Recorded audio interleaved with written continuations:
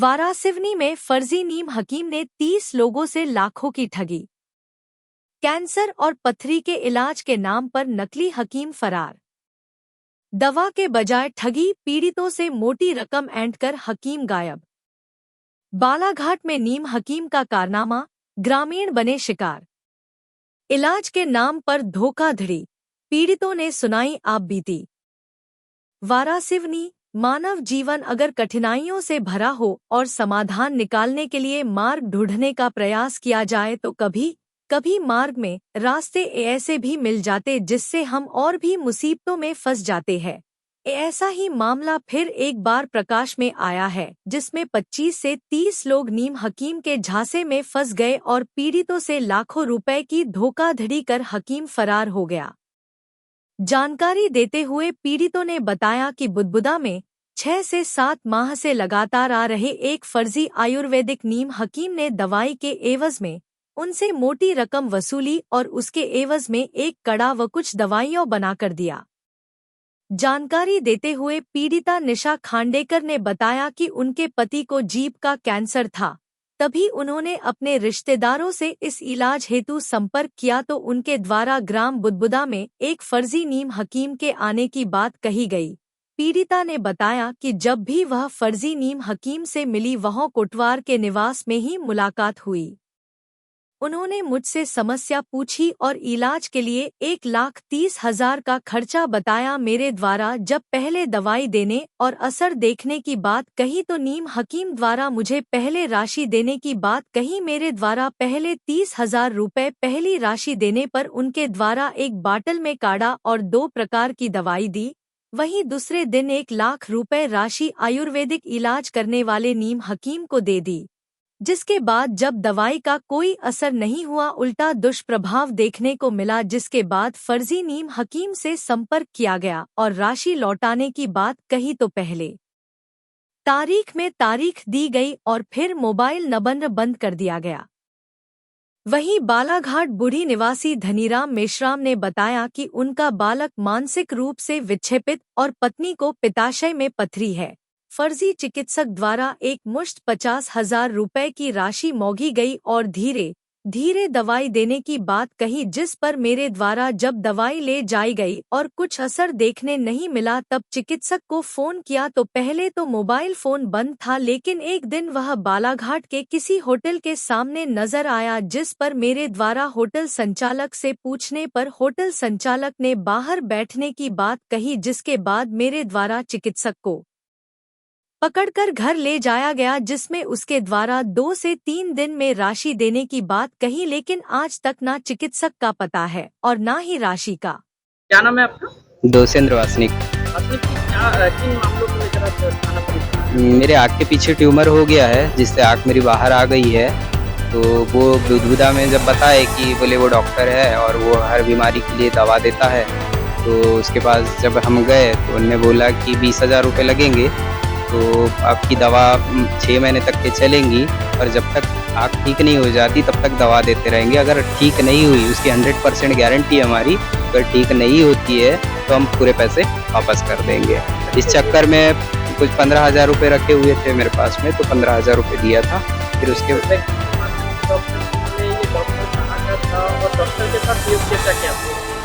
ये डॉक्टर जो है लगभग 6-7 महीने से जो है बुदबुदा में आ रहा था और बुदबुदा के लोगों को और वहाँ से जिन लोगों को बताया जाता था उन लोगों को दवाएं देता था वो। तो फिर जब हम बुदबुदा गए तो वहाँ बताने लगे कि बहुत सारे लोग ठीक हो रहे, कोई कैंसर वाले ठीक हो गए, तो किसी की गांठ गल गई है, तो किसी की जो आँख बाहर आ गई थी तो इसकी दवा से उसकी आँख अंदर चली गई है, और भी बहुत सारी प्रकार की चीज़ें बताते गए। तो जिससे हमको भी लगा कि नहीं, दवा तो ठीक है। नहीं, नाम तो नहीं जानते।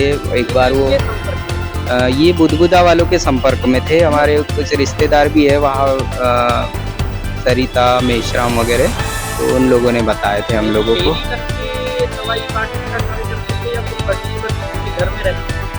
वो फेरी करके बांटते थे दवाएं, अधिकतर बुदबुदा में आते थे। फिर उसके बाद में जब बालाघाट वालों से परिचय हुआ या बालाघाट वालों को 1-2 लोगों को दवा दी है, उसके बाद में वो बालाघाट में भी 1-2 बार दवाएं आकर के दे रहे थे। आपको कभी इनकी योग्यता जाननी है या इनका आधार कार्ड डाल दिया आपने?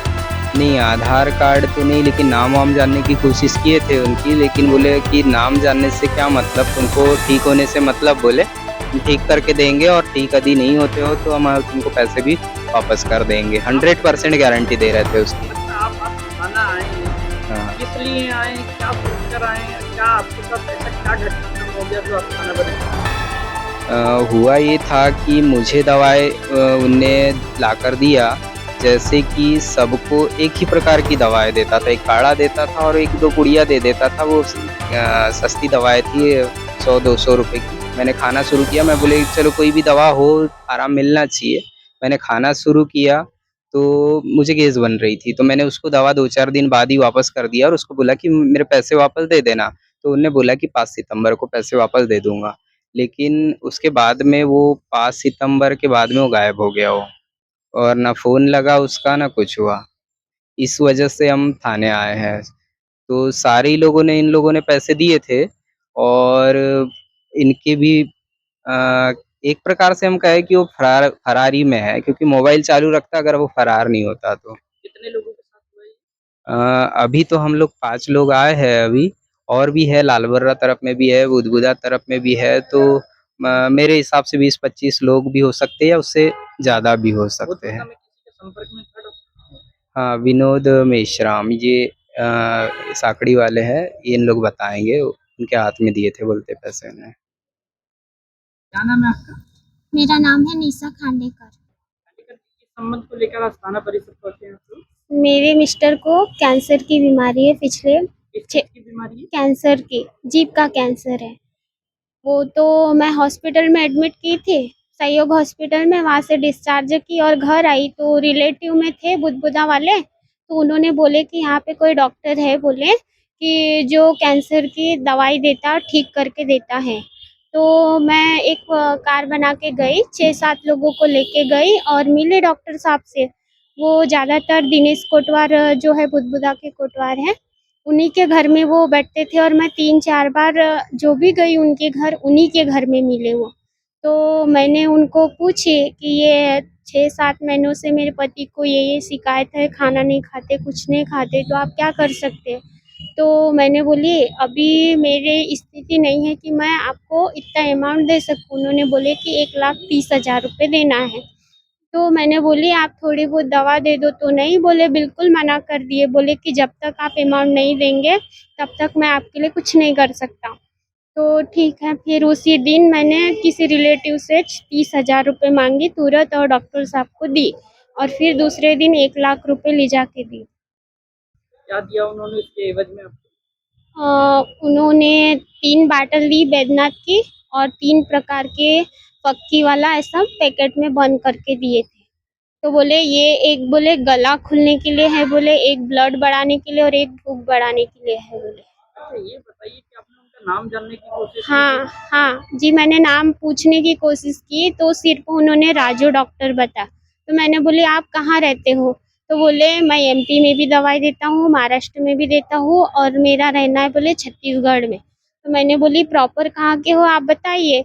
तो नहीं, बोले आपको इससे क्या मतलब है बोले, आपको सुधरने से मतलब है बोले। आपको कैसे जानकारी लगी कि आपके साथ फ्रॉड हो गया?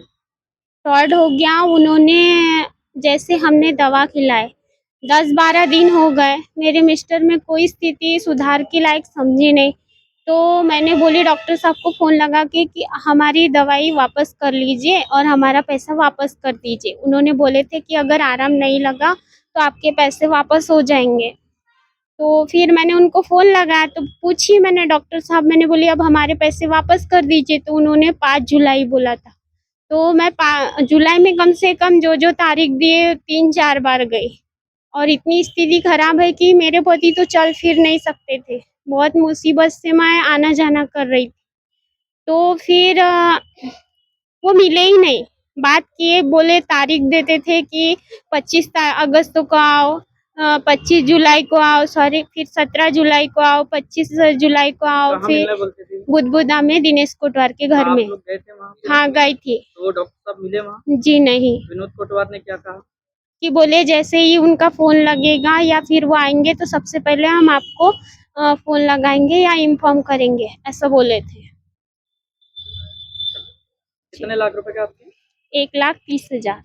मेरा नाम है धनीराम मेश्राम। विश्राम जी, क्या हो गया आपके साथ? क्या वो ऐसी बात हुई सर कि मेरा बालक है मेरा बालक है, वो थोड़ा माइंड से डिस्टर्ब है। मेरी पत्नी है, उसको पित्ताशय में पथरी है। तो बालक के उसने बोला 30,000 लूँगा और पत्नी के बोले 20,000 लूँगा, परंतु एक मुश्त राशि देना पड़ेगा, फिर मैं आपको धीरे-धीरे करके दवा दूँगा। तो उन्होंने थोड़ी दवा दिए, काढ़ा दिए, कुछ गोलियाँ दिए, उसको खाते रहे हम लोग और खाने के बाद कोई हमको फ़ायदा नहीं हुआ, उससे बोले गैस बनने लगी। तो वो दवा को हमने बंद कर दिया। इसके बाद मैंने उसको 1-2 बार फ़ोन किया, मेरा फ़ोन नहीं उठाया। एक दिन किफ़ायत से मैं बस स्टैंड गया, तो मेरे को नूर होटल के पास वो मिला। तो नूर होटल के मालिक से मैंने पूछा, भैया वो आता है क्या? तो बोले अभी खाना खा के बोले कुएँ के पास बैठा है बोले। मैं तुरंत उसको गया और लाया। लाने के बाद मैं घर लाया, उसको मैंने बोला डॉक्टर साहब मेरा पैसा वापस कर दो, हैं? मैंने बोला आपको जो 50,000 रुपया दिया हूँ, तो बोले हाँ, मैं पैसा वापस कर देता हूँ बोले। तो मैं बोला अभी दो, तो बोले अभी नहीं दे सकता बोले, मैं 3 तारीख को पैसा लाके आपको दे दूँगा बोले। तो उसके बाद मैंने उसको फ़ोन लगाया, उसका फ़ोन अभी तक स्विच ऑफ है। आप कहाँ रहते हैं? मैं बालाघाट बूढ़ी में रहता हूँ मैं। कितने लोग हैं ऐसे जो डॉक्टर साहब के झांसे में आए? कम से कम 25 से 30 लोग होंगे सर लगभग। आपको कैसे जानकारी मिली डॉक्टर? मेरे रिश्तेदार है बुधबुदा में, तो बुधबुदा के रिश्तेदारों के माध्यम से मुझे जानकारी लगी है। बुधबुदा में कौन रिश्तेदार? वो सरिता है मेरी साली घर वाली और खासकर विनोद कोटवार है वहाँ का, उसके हाथों में मैंने पैसा दिया था। टोटल कितने लोग होंगे जो धोखाधड़ी के शिकार हुए हैं और कितने लाख रुपए की धोखाधड़ी करी? कम से कम 25-30 लोगों के बीच में धोखाधड़ी किया साहब उसने। इधर लालबर्रा के भी है, धरतीवाड़ा के भी है। अब ऐसे में आम नागरिक लगातार स्वयं की लापरवाही से ठगी का शिकार हो रहे हैं, लेकिन समाज को जागरूक होने की आवश्यकता है और कोई अनजान व्यक्ति उनके शहर या ग्राम में आकर किसी भी प्रकार का साझा उन्हें देता है तो तत्काल उसकी पहचान कर उससे दस्तावेज लेकर पुलिस को सूचनार्थ करे, ताकि समाज के माध्यम से इन समस्याओं को हल करने में किसी भी प्रकार की परेशानी ना हो और ऐसी घटना करने वाले शलाखों के पीछे हो और कोई भी इस प्रकार की घटना को अंजाम देने में 10 बार सोचे। वारासिवनी से बेखट के न्यूज के लिए सुधीर ताम्रकार की रिपोर्ट।